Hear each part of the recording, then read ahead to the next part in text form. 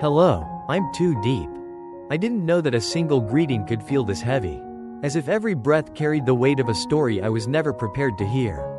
That afternoon, the wind outside my small house murmured against the shutters, and the sky hung low, gray and swollen. I was wiping my hands after tending the stove when the door creaked open. And the mother of James stepped inside, her face pale, her steps unsteady, her eyes red from tears that had dried and begun again countless times. "Deep, may I sit down for a moment?" she asked, voice trembling like an old leaf in a storm. I hurried to help her, sensing something was wrong, more wrong than the silence James had left me in for weeks. Her hands were cold, so cold that the chill seeped into my skin like a quiet warning. I sat down across from her, my heart pounding as she tried to steady her breath. She began to speak of the last time she saw James, and each word felt like watching a candle burn lower, the flame flickering toward its final moment. She told me how he had appeared before her unexpectedly, exhausted, bruised, eyes shadowed with fear and determination.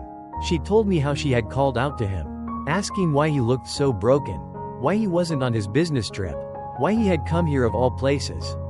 James had looked at his mother with that sad, grown too soon expression he carried whenever he was trying to protect someone. He told her he had gone searching for Hang, but his father had hired people to keep him away, confined him, watched him, dragged him back into a cage he kept resisting. He said he had escaped and found Hang, but whatever Hang was going through, James refused to reveal it. He pleaded with his mother to keep it from his father. He pleaded for secrecy. He pleaded for time. His mother had begged him to come home, to talk, to stop hiding, to let love fix what anger had broken. But James shook his head.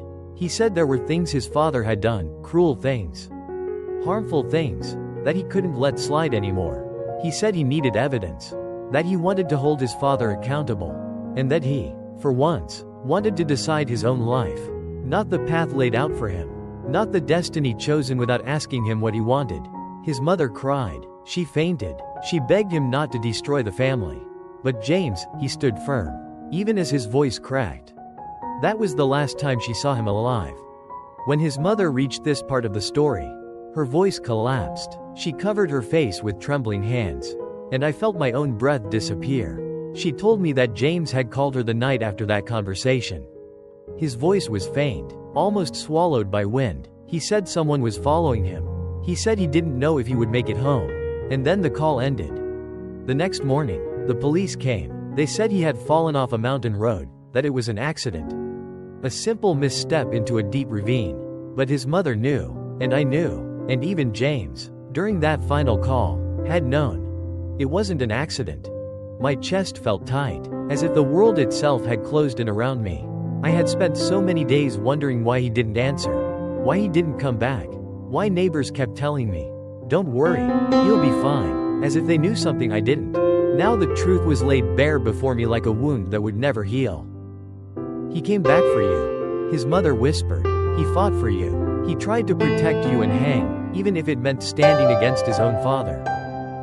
Her words shattered something inside me. I felt myself sinking into the chair, unable to breathe, unable to move. The air around us tasted like grief, thick and suffocating.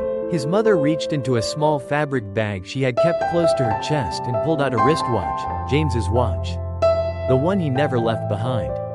He said, "If anything happened to him, I should give this to you." I took it into my hands. The watch had stopped ticking. Time had stopped with him. "Please," she said, her voice soft, breaking, pleading, "live the part of life he couldn't finish. He endured everything just so you could remain safe."